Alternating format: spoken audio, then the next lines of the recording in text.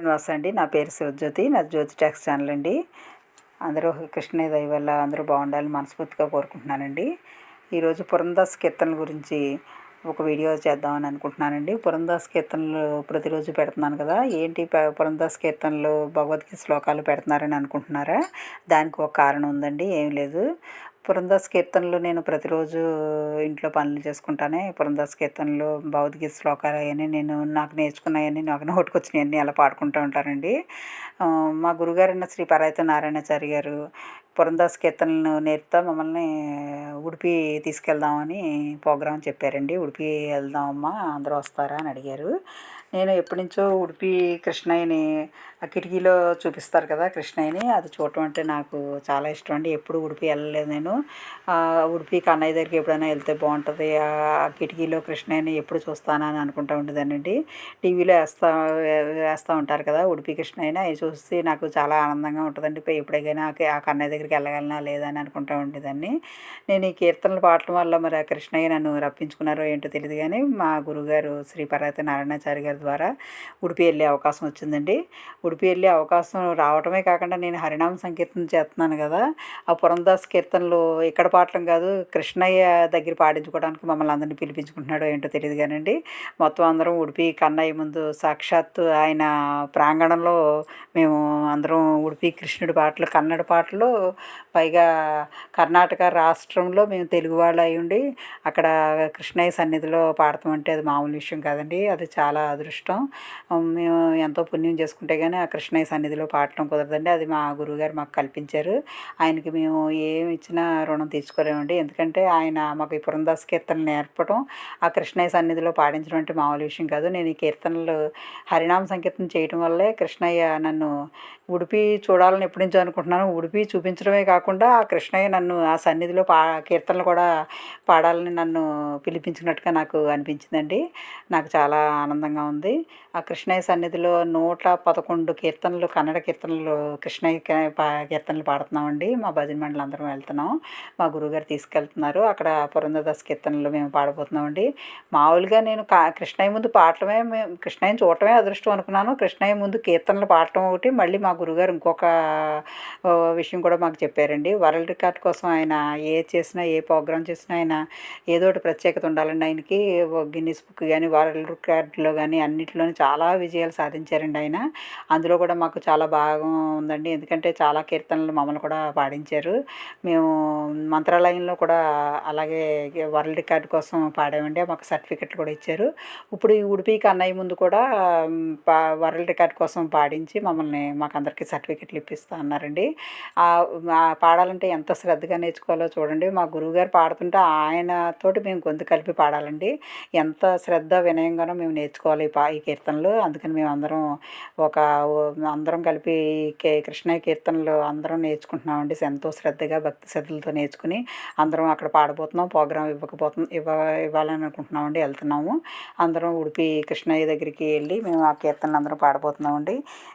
ఎలా పాడుతుండగానే అక్కడ ఉడిపిలో వాళ్ళు మనకి కృష్ణయ్య కీర్తనలు పాడుతున్నారు కదండి, ఆంజనేయ సంకీర్తనలు కూడా మాకు 108 కీర్తనలు పాడాలని అడిగారంట మా గురువుగారిని. ఆ కీర్తన కూడా పాడబోతున్నామండి.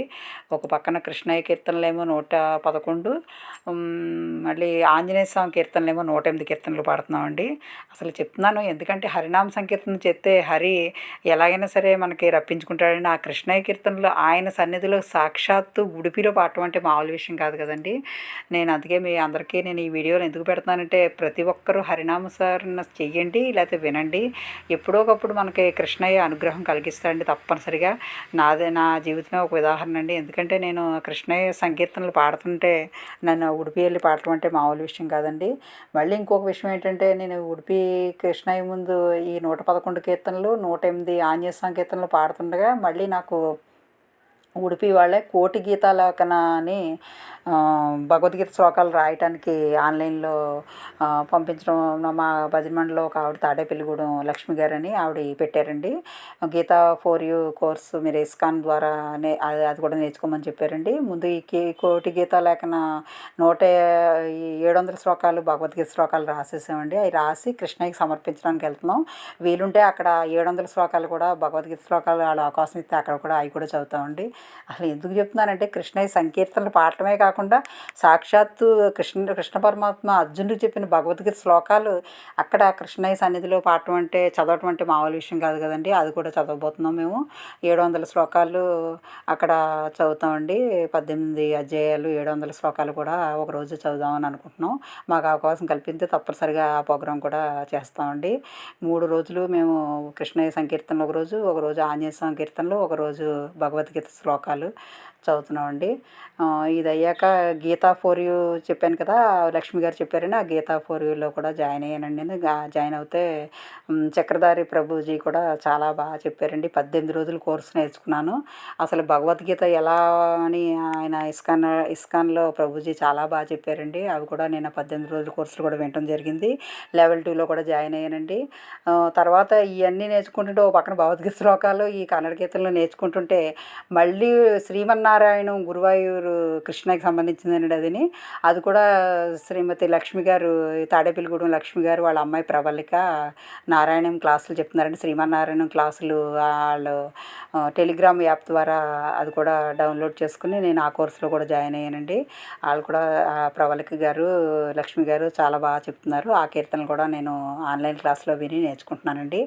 దానికోసం పుస్తకం కూడా నేను గీతా ప్రెస్ ద్వారా తెప్పించుకున్నానండి. ఆ పుస్తకం గురువాయూరు కృష్ణుడి గురించి ఎంత అద్భుతంగా ఉందంటే అసలు ఆ కీర్తనలు మనకి నోరు తిరగవండి. అయినా సరే ఆ కీర్తనలు చదివి ఆ తెలుగు అర్థాలు వింటే అసలు చాలా బాగుంటుందండి. గురువాయూరు కృష్ణుడి గురించి చాలా బాగుంటుందండి. ఆ కీర్తనలు కూడా నేర్చుకుంటాను. అసలు చెప్తున్నాను, కృష్ణయ్య అసలు నన్ను ఊపిరి సలపనివ్వట్లేదండి. అసలు ఒక పక్కన కృష్ణయ్య కీర్తనలు, ఒక పక్కన ఆంజనేయ స్వామి కీర్తనలు, కన్నడ కీర్తనలు, ఓ పక్కనేమో భగవద్గీత శ్లోకాలు, ఓ పక్కనేమో నారాయణం.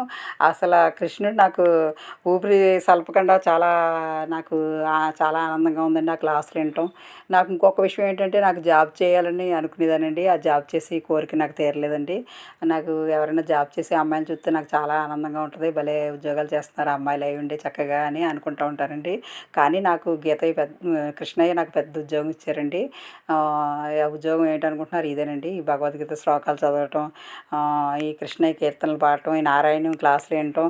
అసలు నిజంగానే నేను జాబ్ చేస్తున్నట్టే ఉందండి. నా జీవితం ఎలా అయిందంటే ఇంకా 24 గంటలు పని చేసుకోవటం, వంట చేసుకోవటం, ఈ కీర్తనలు పాడటం, ఈ కీర్తనలు క్లాసులు వినటం, అవి మళ్ళీ నోట్స్ రాసుకోవటం, మళ్ళీ నేను నేర్చుకోవటం, మళ్ళీ ఆన్లైన్ క్లాస్లో ఆ కోర్సుకి సంబంధించిన అడుగుతూ ఉంటారండి. అవి ఏమో వాళ్ళందరూ చెప్తుంటే అవి వినటం, మేము చదివి వినిపించడం. అసలు నా జీవితమే కృష్ణయ్య ఇంకా పెద్ద ఉద్యోగం ఇచ్చారండి. నాకు జాబ్ చేయాలని కోరిక కూడా నాకు కృష్ణయ్య తీర్చేశారు. చాలా ఎక్కువ చెప్పేసినట్టున్నాను. ఏం కాదండి, హరినామ సంకీర్తన చేయటం వల్ల మనకి జీవితం బిజీ అయిపోద్దంటే చెప్పడానికి కారణం ఇదేనండి. అందుకని హరే కృష్ణ, హరే కృష్ణయ్య గురించి ఆ కీర్తనలు వినండి, భగవద్గీత శ్లోకాలు నేర్చుకోండి. ఏం నేర్చుకోకపోయినా నేను నేను పెట్టిన ఏదో ఒక్కటనే ఒక్క కామెంట్ పెట్టండి. ఇంకేమొద్దు కానీ జై శ్రీకృష్ణనో లేకపోతే హరే శ్రీనివాసనో జై శ్రీరామ్ అని ఏదో ఒకటి కామెంట్ పెట్టండి. అదేనండి కోరుకునేది. మొత్తం నన్ను నా యూట్యూబ్ చూస్తున్న వాళ్ళకి, నా ఇన్స్టాగ్రామ్ చూస్తున్న వాళ్ళందరికీ పేరు పేరున ఫాలో చేసి సబ్స్క్రైబ్ చేసి లైక్ చేసిన వాళ్ళందరికీ ప్రతి ఒక్కరికి పేరు పేరున ధన్యవాదాలండి. అందరికీ ఆ కృష్ణయ్య ఆశీస్సులు ఉండాలని మనస్ఫూర్తిగా కోరుకుంటున్నాను. మీరు కూడా రేపటి నుంచి ఏదో ఒకటి ఒక సంకీర్తనం, లేకపోతే ఒక కృష్ణనామం, లేకపోతే శ్రీరాముడి గురించో, లేకపోతే భగవద్గీత శ్లోకం ఏదో ఒకటి నేర్చుకోవడానికి ట్రై చేయండి. ప్రతిరోజు మనం నామం జపించాలండి. మన హరినామం జపం చేయవలసిందేనండి ప్రతి ఒక్కరూ. తప్పనిసరిగా మీరు అందరూ చేస్తారండి. నేను మనస్ఫూర్తిగా కోరుకుంటున్నాను. ఇదేంటి వాడికి వీడియో. హరే శ్రీనివాస, జై శ్రీకృష్ణ.